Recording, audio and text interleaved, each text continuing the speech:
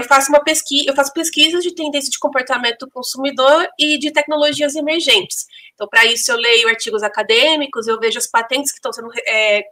registradas, vejo os financiamentos coletivos, as notícias que estão em torno, né, da ciência e da inovação tecnológica. E com isso tento entender o quanto isso impacta na vida das pessoas, né, então no comportamento do consumidor. E a minha especialização acabou ficando na ficção científica como uma forma de fazer esse tipo de trabalho de maneira mais artística, digamos assim. Então, mesmo que a pessoa não seja tão especialista em tecnologia, em ciências exatas, a ficção pode ser um caminho para explicar certos conceitos de maneira mais palatável, até de maneira mais subjetiva, mas que faz a gente entender. Eu brinco assim que às vezes você não precisa saber exatamente o que é inteligência artificial ou o que é robótica. Você assiste Black Mirror, você vai assistir aquele episódio que fala sobre realidade virtual, por exemplo, você vai sair do episódio entendendo basicamente o que é, mas não vai ser um especialista e nem um técnico disso. E aí, na ficção científica, muitas vezes a gente vê referência a planetas ou mesmo satélites, né, como a Lua, como esses novos espaços de criação e de abstração. Geralmente, na ficção científica, a gente tem esses personagens, né, tipo robôs, alienígenas e tal, e muitas vezes, na verdade, eles nem estão falando realmente sobre robôs em si e sobre alienígenas em si, possíveis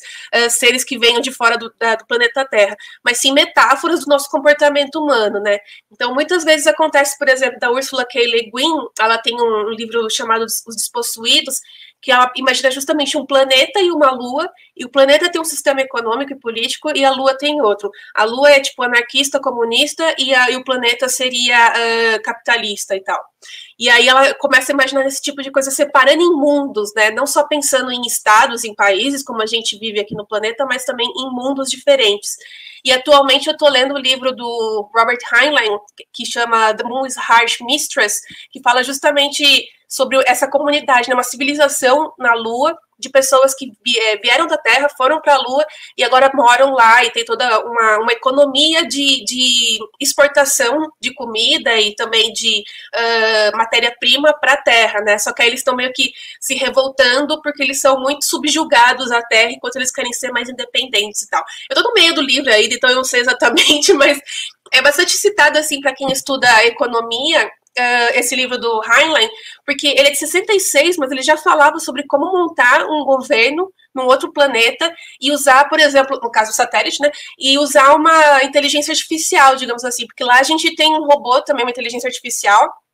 que eles chamam de Mike, e é meio como o HAL 9000 do 2001, Odisseia do Espaço, e eles usam uma forma de governo, digamos assim, que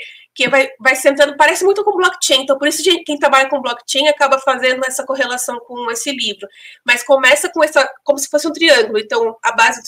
uma das pontas do triângulo é o computador, depois vai para duas pessoas, e dessas duas pessoas vai indo para mais pessoas, que é basicamente como se organiza uma rede distribuída também em blockchain. Então, enfim, é interessante de ver como na ficção científica eles também estão pensando formas meio que práticas de como implementar isso realmente no mundo real, né? E então a gente vê desde instrumentos tecnológicos que foram primeiro vislumbrados na ficção científica, como o submarino na obra do Júlio Verne, ou então até mesmo coisas mais abstratas, como sistemas políticos e econômicos. Um dos mais recentes autores que estão falando sobre isso é o Kim Stanley Robinson. Ele fala muito sobre clima e sobre sustentabilidade. O mais recente livro dele, por exemplo, The Ministry for the Future, ele propõe como seria criar créditos de carbono usando blockchain e como implementar isso como um sistema de descarbonização do mundo, mas que fosse também sustentável economicamente, né? Então, por mais que seja ficção, por mais que seja,